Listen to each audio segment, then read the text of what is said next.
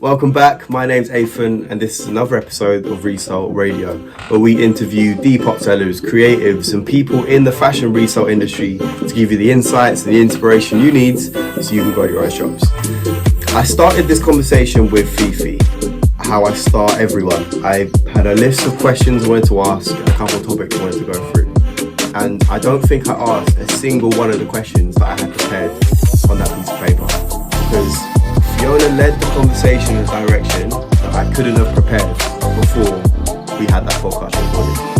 She talked so much about how closely she links the growth of her business and her brand and the things she's doing in that space with how she has personally grown and started to understand things about herself. She talks about the influences she has on a day-to-day basis, be it the people she hangs around with, the music she listens to, and the things she actually does before she wakes up in the morning, where she goes to bed, and how all of that translates into what is now Fifi Does It. Don't watch this episode thinking that Fiona is just a Depop seller who's going to teach you how to grow your shop. What Fiona actually does in this episode is tell you a lot about how she's discovered who she is and how she as an entrepreneur translates that into the brand Fifi's. I won't say any more. Enjoy the episode. Make sure you leave a comment below and let us know what you liked about it, what you're interested in, and if this is the first time you've ever watched Resale Radio, it's the first time ever meeting us, then welcome to Hustle.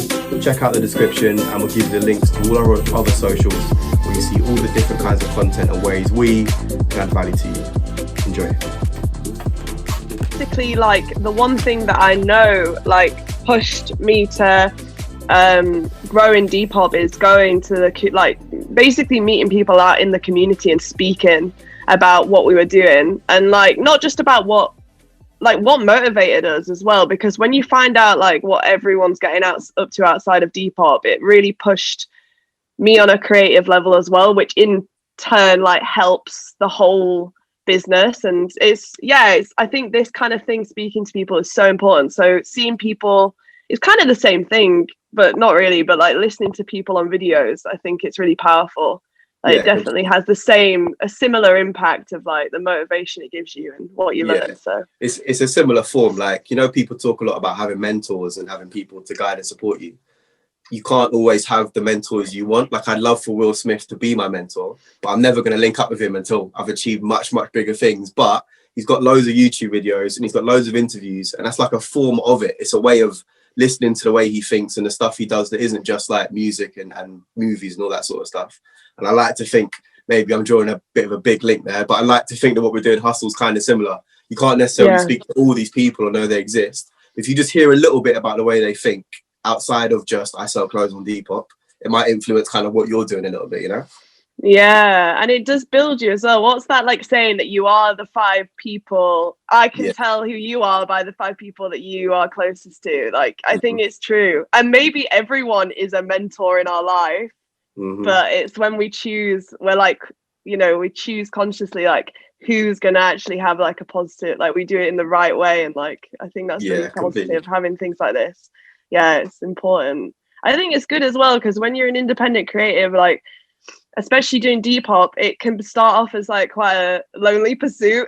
You're independent, so kind of having this kind of support and just the community in general is really powerful. Definitely. Completely. I underestimated the thing I always say about Hustle is the community was already there. We just kind of put a name on it and got everyone talking in one place. But the fact that it's grown so quick and there's so many people talking, everyone was having these individual conversations anyway. And we just put an Instagram page together where we started sharing the conversations, and it's blown up because we were all doing it. And I didn't know it existed before. Do you know what I mean? Me and Nick were just in this room doing our own thing, selling our own shit, ignoring everyone else, not realizing how much shit is going on outside of what we're doing. Yeah, it's so powerful. I think I think I think that's why Depop's so powerful in itself. I think that's why Depop kicked off so well, because it wasn't just a selling platform. It was actually based around real people, and actually not even based specifically around selling the sale of clothes. It was based around people's wardrobes. What does that person do creatively, right? Okay, they're a musician, right? So I want to look inside their wardrobe. I want to know what inspires them. Like, what are they working with? What? Because everything's linked. Fashion, creativity, everything. It's all whatever you get up to the weekend. Everything's linked. So that you can actually start buying people's closets. And I think that's like the whole idea of it. You've got these like people who have sick lives, or I mean, not even that, they're just really interested in things, and then this is how they express it through fashion, and can have like a part of that. I think it's really sick. So, and it's like I said, it's not even necessarily they have sick lives, it's just that they have a life that is different from yours, and you're interested they have a life. so you want, you know what I mean? As opposed to us, you just stay in a fucking room. Yeah, exactly. I think it's like it just and then on a bigger level, then you have people who are like actually interested in whole like parts of society and like parts of creativity, and they're like selling full time. Do you know what I mean? Like, it's not just their closets, like they're representing like something they really believe in and they love, and they're selling it through the clothes. Like you guys, like selling like the clothes that you do, like it's sick. Like you actually providing loads of people with this sick like style. So appreciate it. Thank you. So the way I like to, from speaking to all these sellers, the way I've kind of split Depop in my head, I always find there's two kind of sellers. There's the sellers like, I mean, all of us are interested in fashion and creative to some extent, because you can't run this business without those skills. But I'd say there's the kind of more hardcore entrepreneur people who like clothes and have found an opportunity to make some money. And then there's the creatives who like being creative and have translated that into a way of making money. I think for some people, the money kind of comes first and the fashion second. I think for people like you, the creativity and the fashion, it feels like is the foremost. So how would you kind of describe what your approach to Fifi's Closet has actually been? So from the start, actually, like I was really interested in the clothes. That's what I was buying, because that's what my stock actually was, my closet. Like that was it was what I started off with. But the actual driving force was I really needed some extra money. So I was like, it was like a balance. It was a good balance. But like the driving force, I think at times, like I have had to go into like the financial sides of it to actually grow the business, because I think that's a big part of it. Like I have to learn about actual business and how to grow, and like there are strategic approaches to that, and that doesn't just come like, it doesn't always come naturally. Like you have to actually have a little think and really put your brain to it. But then like then I sometimes like dip really hard into like the creativity, and like I think the driving force for me is like constantly learning about, it's like a balance, like giving something that people really want, but also not exactly what people want all the time, because that you become just a generic shop. Then it's always about like trying to like learn about you feel really inspired by, and then exploring that and going into that, and like constantly just like learning. But well, whether it doesn't matter what that is, it can be different for everyone, but like really exploring what really inspires you, or where you come from, or like what really having just a look at like what has inspired you. I don't know if this is making any sense. No, completely. You know what I mean? Like, because we always come at it from an angle of like, you need to sell the clothes you love. But I think where that stems from is the core of what you're saying. Like the shop and the business needs to be about you. Because if you're just trying to do something that serves other people and has nothing to do with you, you're just never going to hit a level that you can reach if you're creating something that is about you. Even hustle is about a community of other people. But if two other people had done what we've done, it would be different, because it comes from their perspective. It has to come from who you are, regardless if it's Depop or any kind of business that you're building, I think. It has to, because I feel like that is where the genuine drive comes from. Like if you're just doing it for the money, and you're doing it because everybody wants a product, whatever that product may be, and you don't care, like you haven't got like a connection to that, then eventually you're going to lose the drive. It feels a little empty sometimes. Like you have to give it, you have to really have a think about what you love and why you love that, and then you can give that to other people, that same feeling, and then maybe that'll inspire others to like delve into that. I think that's really important, like because that's effectively like business, like organizations, whatever we do in society, effectively we're spreading something, aren't we?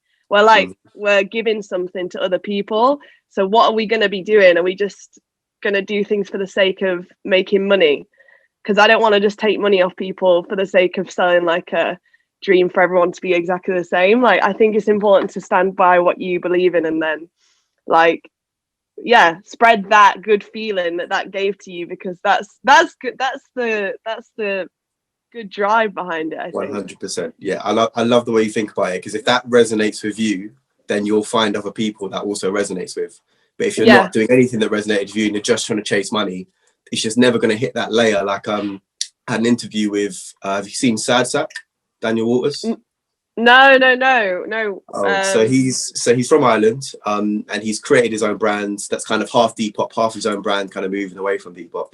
And the thing I said to him when he was interviewing is that all the people I spoke to, he was just so, like, we all say we're not doing it for the money, but maybe there's like a little bit in our head where we kind of are doing it for the money, and we try to shave that off. He was just so purely trying to create art and something about him that he could express into the world, and all the stories about him and how they led into how he made this piece or how he designed the logo and all that.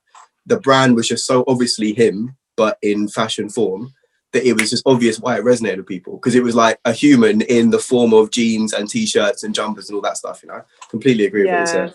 And I think that's really powerful when we like celebrate that and like promote that, because if you have a community of everyone like following what really drives them, and like it creates a community of like unique independent creatives that like are really driving for what really feels good for them and what is good for other people, rather than just like just everyone trying to chase one ideal. I think sometimes that can be really it's scary. Like, you don't want, you know, you want people to be able to express what they really love and feel comfortable to do that. Like, we want a community where people feel comfortable expressing what really they love. So but don't get me wrong, I've definitely like gone through Depop and like really gone for money. Like, that's definitely been like a driving force at times, especially when I need money myself and stuff. And like, I think it can swallow you up, and that's why I think through those at the end of those times, I realized, actually, why do I feel so empty? Like, this is I've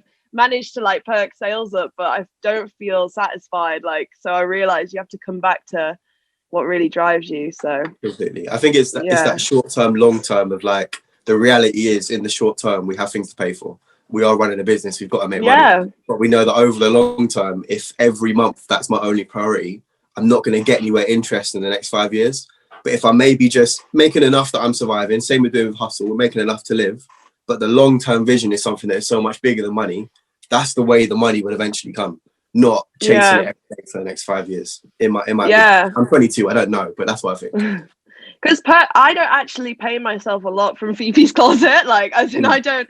Fifi's Closet is its own entity. Like, I work for Fifi's Closet now, so like like Fifi's Closet has its own funds that is working on itself, and I get paid every month. Like, well, I obviously pay myself, but do you know what I mean? Like, actual wage isn't like that big, really. Like, so quite a normal like wage, probably a little bit less actually, because I'm trying to like live. Phoebe's Closet is all to do with growing that brand and growing the business in itself, and like, because it's a great business, it's sustainable, and it has a really great like it can have a really positive impact. So I want that in itself to grow, and like, I think sometimes that motivates me as well to like look in other places and other kind of parts of the industry to maybe I could also work there, or like, you know, do this or whatever. It pushes me, because I'm not like taking everything for Phoebe's Closet for myself. Do you know what I mean? Like, it's so you hinted at it a bit there, but what is the Fifi's Closet brand about then? What does it mean to you? So it started out just me. I mean, when I started, I was in London, so I was getting like, I think at that time I was like really influenced by the people I was with. Like, everyone was like creatives for the sake of being creatives. Like, it wasn't like, it was really inspiring. Like, especially a lot of my mates were like photographers, or they were like in like they were skating, or they were doing like, or they were dancing, or like they were doing something that really like really pushed them. And I was like making clothes as well on the side, even though I was studying photography foundation. And like I just think and my mum and dad started out as like on the market, so I had that like little drive to like, I don't know, buy and sell, find things that like maybe had no worth, and like have a little look at how I could like vamp them up or work with them, or like just Hmm. bring back a little bit of spark. So like it started out kind of just, the Phoebe's closet actually was like vintage. It was just stuff that I was picking. I wasn't really forcing it. I was just picking stuff that I really enjoyed, but it usually was like super colorful, super bright. Anything that was a bit chaotic, because I think I am a bit chaotic in my own self. And that's just kind of like stuck. And now, like, I love like 90s because I think it was such a sick era, like for every, I think that 90s in itself was so sick to bring like other creative influences like music. Everything was coming into the fashion, and it was really exciting, and it was nice. Like I think a lot of the stuff that I buy now is from the 90s, really sick patterns, really like obscure shapes, like Hmm. just something weird, like something interesting. Like I like something that's a bit different to what we're wearing every day. So something that makes me excited. So Yeah, completely. yeah, I yeah. was speaking to a mentor of mine, and he made the point. It was kind of interesting, actually. Since that kind of 90s, maybe even 2000s era, I'm not Mm. really sure what like the fashion movement is right now. Like we had extreme things like you can recognize punk, and you can recognize all these like clear phases fashion went through. And right now it's kind of just like joggers and white t-shirts. I'm not really sure what the Yeah, 2002 fashion looks like. Something probably because we have the internet and it's influenced kind of the way fashion actually gets out into the mass market and people learn what they should wear and what they're interested in. But something's happened in the last 10 years. There's not really a look that everyone goes by. It's kind of just, I think I'm you're not sure right. what, you know what I mean? I think it's like it's during lockdown. Like I really enjoyed wearing like just white t-shirts and like really calm. It really calmed me a little bit, because I was Mm, like, I think especially, I think it's nice when you, I don't know, I think it's weird because there's so many influences right now with the internet. I feel like it's hard for people, society in itself, to stick to, or what, like groups to stick to one yeah. specific style, because there's so many influences. Like back in the day before the internet was like big, and before the internet even existed, people's influences were not limited, but they were specific, right? Hmm. Like, so I get why it was so intense to have like 70s, 60s, or like even up to the late 90s. Like, yeah, it was, people's influences were, they're not limited, but yeah, they were specific. Yeah, So I you can get only now. get Now them they're so from broad. people you see in the street, from magazines. I'm struggling to even think of many more because, like you said, it was limited. Whereas it's almost like I don't think something like Depop could have existed back then. But Yeah. now it's exactly like you said. There's so many small different niches and so many different styles that people swing between every week or month, that you can create a community like Depop that's always changing and people influencing each other and creating all these different niches that didn't exist before. Yeah, you're right. My mum and dad were like used to, well, they do still work at the markets before COVID Mm. happened, but like they're like proper old school like antique dealers. So they said like if the internet went down tomorrow, I remember having this conversation with them. They went, if the internet went down tomorrow, people would still be at the markets on Tuesday morning, regardless. Like it doesn't people in, and I feel like Depop did happen before the internet, but it just was happening like in the street. Like people were going to markets, going to the fairs, Mm. like, and I think it was there. And when you go in like into the, I think I found like when you go to the antiques trade, everyone has a character. Everyone's got a nickname, and I feel like that comes through like Depop. Everyone's got like a lot of Depoppers have like an identity or something that Hmm. drives them, and I think it comes through. Like, yeah, Yeah, yeah, completely. I think the successful people on Depop do have that identity. I think that there yeah, is a kind of limit you get to if you are just literally buying stuff wholesale and then trying to flip it for money. But if you do yeah. have Fifi's Closet or Celia's Pop Shop or Jack Dainty Vintage or one of those kind of, like, I'm going to that person for their specific style, their specific identity, and the specific things they're interested in, that's when you can start to take things a bit further, I think. Yeah, I think you're right. I think as well, like, it allows you to kind of confidently go outside of Depop and grow it maybe as an Oh, actual brand. completely. Because sometimes when you become when you're just reselling, just like as you said, like wholesale, it's quite hard. You're working in like a really saturated market once you get outside, even when you're on Depop. But I mean, that in itself is great. It's sick that people can do that and like earn a living and like actually like build businesses. Like as you said, there's two different ways of going about Depop, and I think that's still sick. I think it's Mhm. like it's such an amazing way to be able to be independent and like grow Yeah, business. So completely. And it yeah, adds value in a different way because like a lot of the people that do have their own kind of independent like brand that's about them, you don't always see people walking down the street in those clothes. Whereas the reason I yeah, started Depop was because I went to JD, a night hoodie was like 60 quid. And I go on Depop and it's a tenner.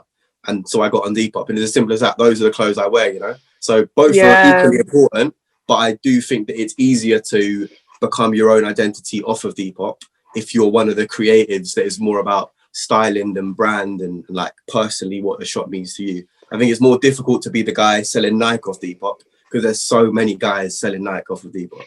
yeah. I think you're right. I think as well, like it can be, you can go on there with you can go on to Depop with an identity and come out without, because I think it can be, once you start making money, you can start thinking, hang on, like you start swaying towards the products that are more Yeah, popular, and it's super important to like it's like it's like having faith. You have to have like faith in the having like independent having your unique independence like in your creativity will definitely be like, it's like having a USP. People are attracted to it, like they really want that. It's the feeling behind it. Like people want the fact that you're so confident in your mm, style and it works for you and you really love that. People, I think, are drawn to that, and I mm, think that's what drives fashion. I think that's what drives the trends. mm-hmm. And genuinely people who are quite, they stand by what they believe in, and then they stand by the clothes that they wear, and I think that people are attracted to that, and I think that's what Yeah, sells. And I think, but sometimes you can go on the other end of that and like say something's selling super successfully, and like you just start buying more of that and you're like, hang on a minute, wait, I don't want to go into this. So yeah, it's yeah. one of I think those, it's isn't it? harder as well. Like looking at what you do, I just don't think I have the creative skills to replicate something like that. It's just easier for me to have a criteria for like a Kenzo jumper. I want it in these sizes and maybe these colors. It's a lot harder to come up with a kind of brand slash style slash message that is kind of reflective of you. It takes a lot more time. And I'm sure along that journey, it's a lot easier to just say, actually, those Kenzo jumpers are selling quick. I'll Oh, just it's stick so with them. easy. So much. I mean, it's not. I mean, it's definitely not easier, but like, it's quite hard to. Because realistically, I think it takes time to grow. You can't just, and also you can't just create a brand for the sake of making sales, because that then doesn't. You can't just be like, okay, I'm going to be a brand. You have to really like look at what really personally, um, like it motivates you, and also like what you have learned and who you've been around, and like what experiences have you have, what has really motivated you naturally, and like, and then you can start to build on that. And like um yeah, I think it's important. I think it's really nice to have it in yourself as well, even if you don't run a brand, to be able to like, I think everyone does it to a certain extent, don't they? Like with the clothes that they buy and like the music they listen to, and like the stuff that they get up to in their spare time, or like what they really motivates them. I think that in itself, you create a life, don't you? Create as like something that really, yeah, it is. We're brands, isn't it? We're like, so yeah, I don't know. I think it's important to do that on the side, not just do it for the money as well, because I think it can get quite tempting to like create something that looks like a brand, but maybe it's not true to who you are. I don't know, Yeah, but I'm just yeah, I know what you mean. Yeah. uh Everything you're saying just making me think because I mean, for me personally, I've been going through so a lot of the things you said are making me think. That's why I'm making my little notes. Because I went through a such so when I was like 17, I decided that I'm gonna about 18. I decided I'm gonna stop sitting around all day and smoking weed, and I'm gonna actually get something done for once. And I went on this super extreme. let me stop. I was like never in the house. My mum never saw me. I was always out doing shit, meeting people all over the place. And I took an extreme swing of like, I'm never going to go out. I'm going to speak to no one. I'm going to get down. I'm going to read books. I'm going to study. I'm going to fucking make loads of money. And I'm going to be super successful. And I'm sort of beginning to see the results of that, because I started it like 4 or 5 years ago, in terms of understanding the things I need to do and professionally being able to build a business. But I also see the effects of me abandoning that part of me that was, let me just fucking spend the rest of the week getting high with some friends and wake up on some guy's couch that I don't fucking know. And do you know what I mean? Just those experiences. And I 100% think they're both so important. They're really important. You hear all these entrepreneurs that go like 18-hour work days, let's go super fucking hard, like give up all fun in life, just make shit happen. And that works for like a 0.01%. But just for me, it was not the right way to go about things. Yeah, I think it's whatever experiences you have, however you viewed them at the time, because sometimes like I think we can really view past experiences as negative, but I think it does create us who, the fact that we're at wherever we are right now is because of what we've experienced. And I think it is really powerful to take just to try and learn from whatever we've gone through. Like I think it's like whatever we do day to day is a practice, right? I think it's really easy to be like, this is my goal and I'm going to get there. And it's completely different to like what you've ever achieved. And like, I think the way you really get to those goals is like looking every day about like what we do. From the moment we wake up, what are our actions? What are we putting efforts into? Because those are practices, and over time, those actually create, without us even thinking about it, create the results that we have in our lives. Completely. So it's kind of just like observing what are we actually doing, taking it back, instead of like, because I think it's so easy to focus on goals all the time, but actually I think the thing that needs to be focused on, well, for me, is what's coming in as an influence.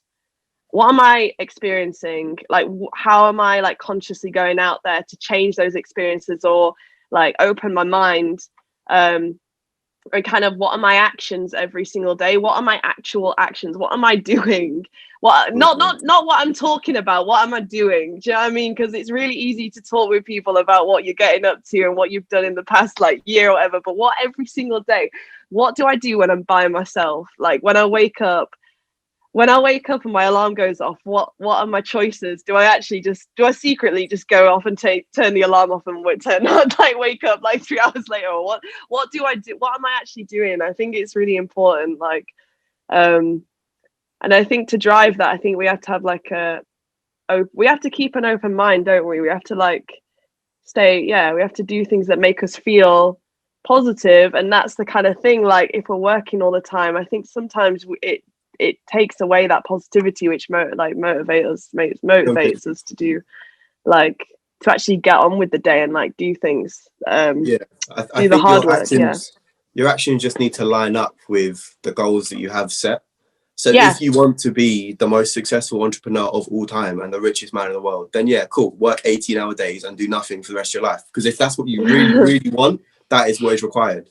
But if you don't actually want that and you're really clear about the things you do want from life, then you can look at the day and say, are the things I'm doing today actually getting me to that point?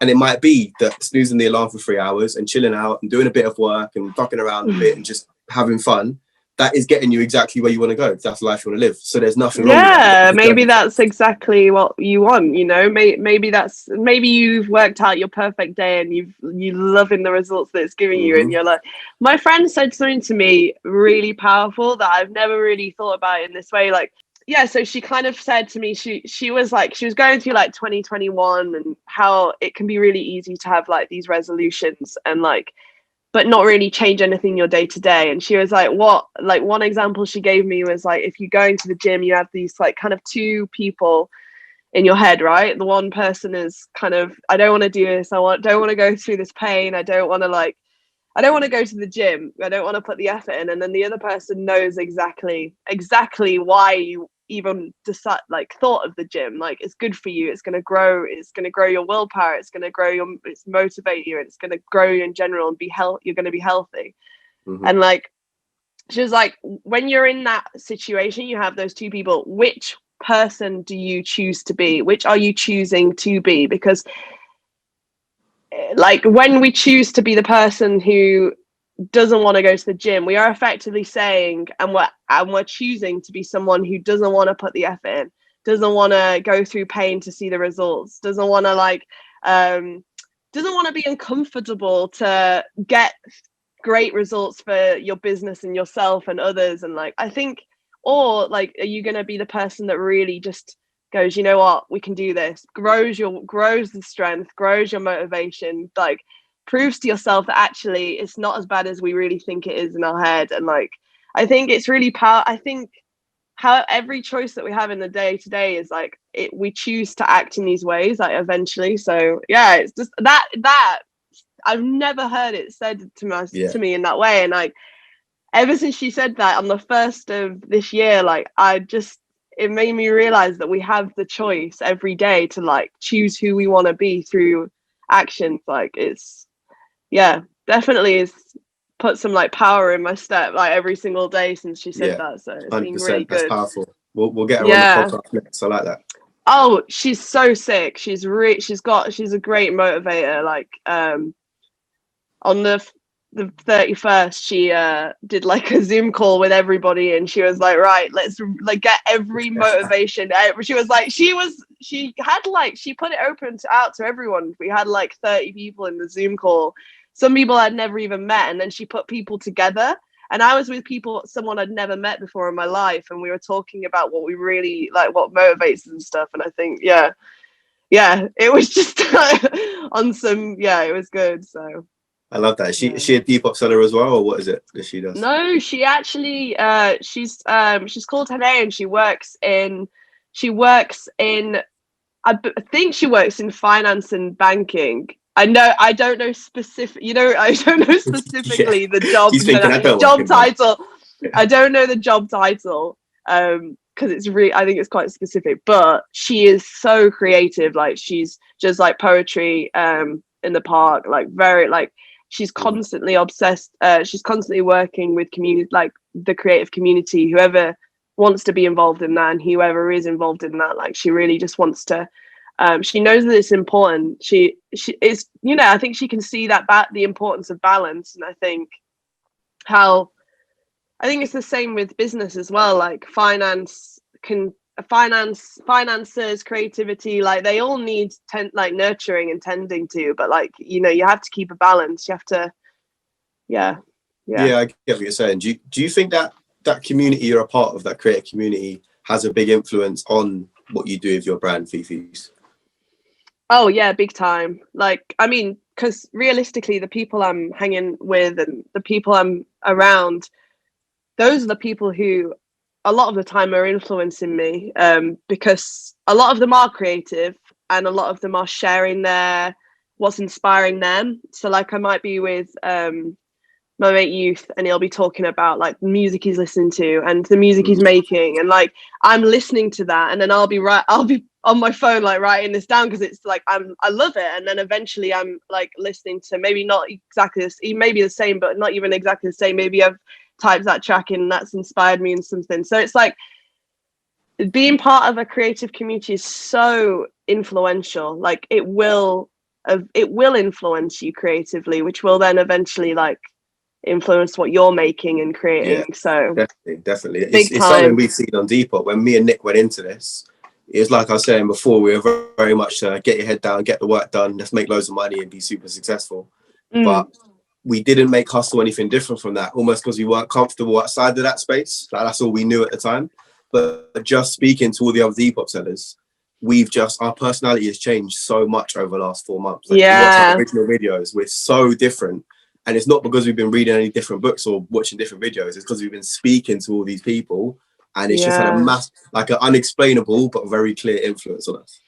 Yeah, and I think sometimes in the moment you don't see the influence happening. I think it takes maybe a look back. I think it's really I think that's one thing you said like there is your past videos. I think it's super important to keep those videos because I think to see the gradual change is so powerful. Like not just to you and to like other people. I think it's really powerful to have that like that raw growth, like so people can have faith in their own, like it kind of like puts people at ease knowing that like we are growing, we are learning, and that is important. It's important to not like delete who you were in the past just because it wasn't as good as who you are now. I think it's really important to keep keep that there. And like I think as well, like one thing I've learned is especially with our own personal experiences, like we're given like options through what we know. Like in the day to day, we do things like we choose from like the options we have in our head, and we get that through experiencing. So when you speak to people and you hear people, you literally are gaining like a world of experiences just by hearing like what people are talking about and how they express themselves and what they've been through and what they really love. And it opens our options, because we're like, hang on a minute, like they're doing that and that's how they did that, and that's amazing, because that means like I could do something similar in that way with that project, or like I mean like I could choose these options, and like it just opens the world to like what we can do. I think it's so powerful. Yeah, I think you see it in the small things, like the different language that you use, or maybe the slight different interests you pick up. But it's exactly like you said, like I haven't thought about it till just now, but you're completely right. When I look back and think about that 4 months, the way I think I've been influenced is I've changed that bit of content, or I'm trying something different here. And I look at the whole thing, my whole personality and approach has completely changed because of all the other people that I'm speaking to and being involved with. Yeah, it's really powerful. Like I think it's the one thing, like I think once you get that, and like you know that, it's a really powerful tool to have like in your own life, because I think like once you get hold of that, you realize that the people around you are shaping you and who you are. That in itself it's just like it allows you to go out there and really like listen to people and like really understand, like when you maybe meet someone for the first time, and you can really be like, you really listen to them, because you're like, I want to know who you are and your approach, and like I want to see like what have you been through, because it's not, or like what you're doing. And I think it's nice because it's like, well, if you start to hang out with these people more often, you're like, oh okay, I can give something. If it probably in itself like motivates us to be our unique selves as well, so we can give something back to society and people. Do you know what I mean? Like, yeah, when you see someone who is just so themselves and the impact that's having, like I always liked Will Smith, always listen to his stuff, but I love Jaden Smith because he is just an example for me of what happens when your dad tells you, one, you can be anything, and two, the most important thing is to be as you. He's done all this different stuff. He's tried to be like a cool black boy rapper. He's tried rock music. He's tried acting, all this and the other. And the stuff he's doing now is just so Jaden Smith. No other human being on earth could produce that. And that's why it's not my music. I don't like the videos. It has nothing to do with me, but I just love it because it's him. No one else could have done that shit, you know? And that makes me want to go, if that's Jaden Smith, like ultimate form, what is my equivalent? Do you know what I mean? Yes, that's it, isn't it? It's like, what's your like what is your take, what's your like mark on the world, like what are you giving, who are you, and that can come, and I think to find that out, you really have to like look at I started like writing down like past experiences and things that really stood out to me, things that I think out of in the day. Like I might be in a particular situation with something, and like usually in some situations like thoughts might pop into my head, and I'm like, what really like is true, what creates that thought process, what does that come from? It's like therapy. It's like it takes real like delving into like what have we experienced, what have we really loved, what music did we used to listen to? Because when I was younger, when I was like 14, I was listening to like Sheffield Bassline, and I was like I don't know what influence that had on me, like I must have, so I don't know, like, but I know that will have shaped me in some way. So I don't know. Yeah, just and then where did that come from, and what was pushing that, and like it's interesting. It's it is. So thinking about Fifi's then, I think this is going to be an interesting answer. I ask the question all the time, but based on everything so far, I'm actually interested to know, what do you want to do with Fifi's? What does it look like? I know you said it's not about the end, but what is some of the directions that you want to take it in? What's the process? So with Fifi's Closet, I really I want to take it slow with the business, with the growth, because at the moment I've got like I'm really like, I think I've over the years, like I've got to grips with the financial growth, and I know that it's slow. So I'm like, I've sorted in my head of like, that's okay. I've sorted that, because up to now it's been like a learning. I've been using Fifi's Closet to like learn about business and learn about fashion and grow. But where I want to take Fifi's Closet is I want it to be expanding on what it is. So I want it to be a space for creatives, individuals, people to feel like they can express who they want to be, like people who feel that they can go into their own creativity. It doesn't necessarily have to be with fashion. It doesn't necessarily have to be with selling clothes. This could be like on Instagram, the platform in general, like a space, a community, people, a place for like people to actually connect with one another over sustainability or anything, just explore. But also with the shop, I want to have it just growing it, growing with the stock, growing with the sales, growing, actually getting people involved, like actually employing people and being able to have a positive impact on that level. And also whoever works with Fifi's Closet, I really want them to be able to explore their own business, their own creativity. You know, I want them to feel like they can do their own thing, because I think that's what it's allowed me to do. Yeah, so grow the business, basically, just keep expanding, and like and also like on a personal level, I want to be able to explore loads of different creative stuff on the side, and like, yeah, bring that into Fifi's Closet. I think it can be a really solid business model, because the stock is there, because it's all secondhand, and it's you know, it's on our planet already. We've got millions and millions of pieces, but yeah, it's all about choosing the pieces right, and like, yeah, I just kind of growing the business, really, just growing it slowly and surely. Yeah. So do you see Fifi's being a sort of broader thing than just the shop that it is now? Is that what you're saying? For sure. I mean, whatever form that might be in, I think it can. I think it could definitely go into things that are other than fashion as well. Whatever's like sustainable. I think it'd be really nice to put Fifi's Closet in. Not necessarily be Fifi's Closet. It might be Fifi's, whatever it might be. But it's nice to think that it doesn't necessarily have to stay as what it is. I think I'd love to have an actual physical studio or space, whether that be a shop, and then like look at growing that. Because when I was in London, I used to go to this vintage shop on Brick Lane, and my mates they worked there, and like I remember at 6 p.m. when it shut, we all used to go down there and like see them and like hang out, and I thought that was really like a big influence on who I was, like and I'd love to have a space for people to be able to like actually come and meet other creatives and like actually hang out, and like it'd be really nice. Something like that, bigger than I think that's interesting. So it links back to something you said earlier, that like the most business sense thing that would be like the most financially viable would probably be to keep everything online.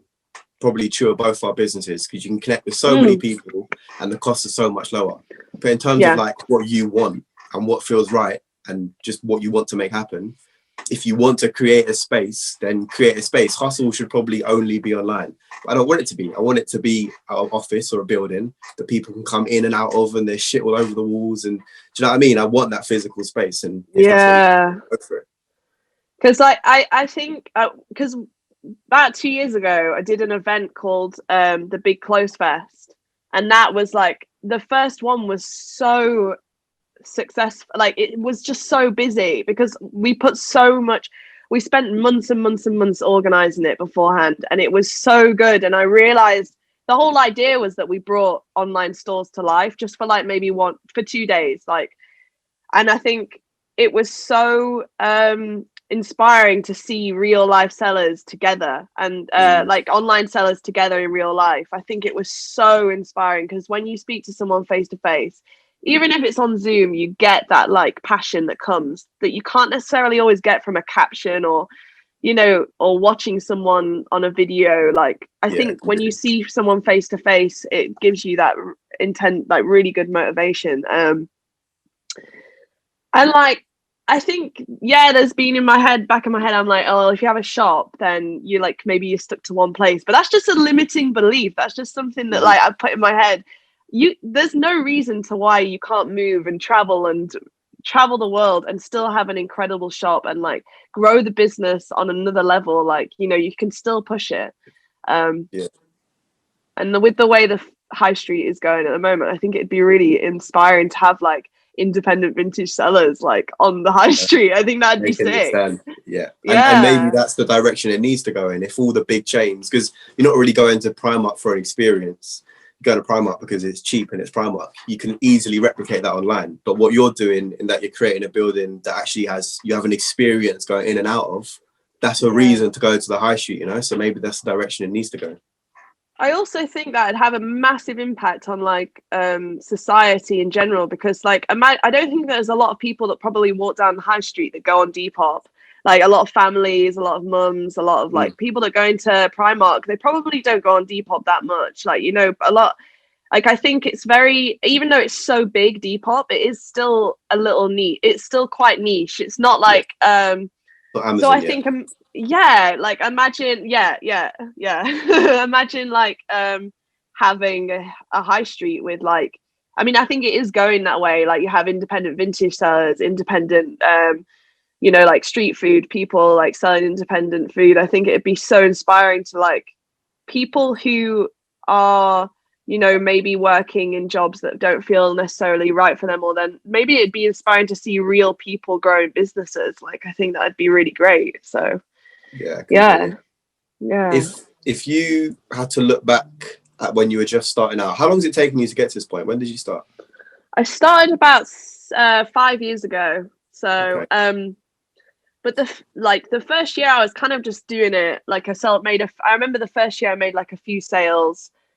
And then the second year I started like I just went in on it. So I did it every single day, obsessively. So yeah, I think that's what the consistency, it like taught me quite quickly about how to work with the business I mean, definitely grew and definitely learned throughout the years how to change things and stuff. But yeah, about 5-6 years ago now. So thinking back to that position you were in then, what advice would you give to someone watching this? Because it's like what we said at the beginning. There are loads of people that actually are probably way more experienced than us, but can still pick out one or two things from what we're saying. But a lot of the people that listen to these podcasts, you know, they're at day 1, day 2, day 3. They look at everything you've done with Fifi's as a strong sense of brand. It's got like a real visual look to it. You've obviously wrapped up loads of sales. You've got a clear kind of sense of self and direction. And they look at that and they're 5 sales and they think, how the fuck do I do that? So what would you say to those people? My first thing was throw perfect out the window.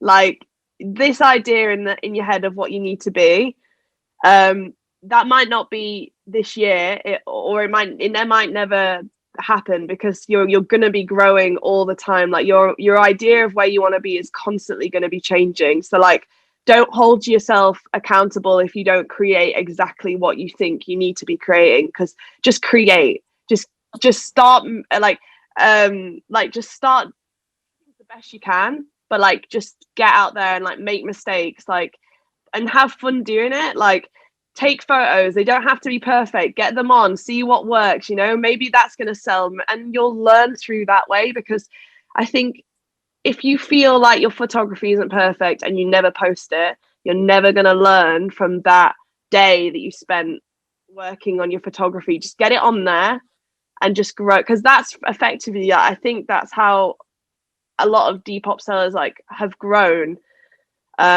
is by just experimenting and working and just having fun with it. That's the most important thing. My other tip would be collaborate with as many people as you possibly can, and that doesn't necessarily have to be on like a big project basis. Like, could just be like speaking to people, like chatting with people, no, like even on Instagram, just like speaking with people, like learning from others. I think it's really motivating and powerful, like just to chat with other people and listen to other people as well. And I think business as well, I think you'll learn, I think it is important to have business knowledge, but I think that comes with time. And I think as you start working with your money, maybe look at your profits and keep them for your business. So keep a good portion of your profits for your business, because it can be so tempting to be like, okay, this is going to make me loads of money, make me loads of money. But actually, to make you money, you have to think about your business making money and how your business can look after, how your business can make money. So put your profits back into your business. I think it's really important. That's how your business is going to grow. That is how your business is going to grow, by putting your profits back into your business. And even if those profits, maybe you make a mistake and your profits end up going right down because you made a mistake, you make sure you write everything down, because those mistakes are really valuable. And the biggest thing I took away from that episode with Fiona is probably the word self-awareness, and understanding who you are and the things that influence you, and how that translates then into the business that you want to create, be it a Depop shop, be it a reseller business, whatever it is you want to do. I wrote down a couple quotes as I was talking to her. One of the things she talked about is how business should be personal, how it should be a reflection of you, how the reason I think that Fifi's Closet is so successful, and really you saw in that episode, that's just a stepping stone for Fiona. Fifi's Closet is the first stage of a much longer kind of vision that she has in her head. But I think the reason it's been successful is it's a reflection of who she is. It's so personal to who she is that she's created something that really resonates with people.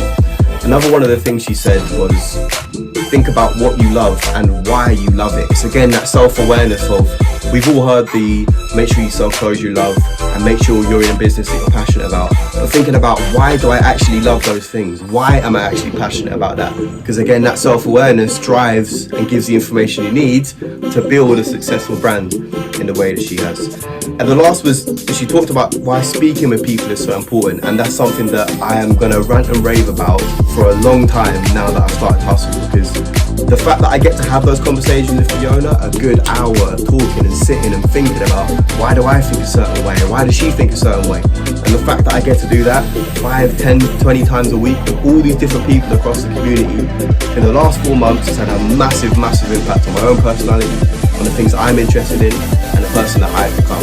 That then, as Fiona's explained in our episode, has had a big influence on how Hustle has transformed into the thing it's had, and I think big influence on the success that we're having. So that was the most important for me. Get speaking to people, get involved in the community, and let those conversations influence what you want to do with your own brand and your own business. As always, leave a comment below, because we want to know what you thought of this content. We want to know the impact it had on you. Maybe it's a particular thing Fiona said, or a particular moment in the video you want to timestamp. Whatever it is, leave a comment below, and let's get that conversation going. Let's be that community that is speaking to each other and benefiting from those conversations. As I said, if this is your first time to Hustle, then welcome. All our socials are in the description below. Fiona's also there as well, so check her out on her Instagram and on her Depop. Thank you for being a part of Hustle, and we will keep finding ways to add value in the future, so look out for more content coming.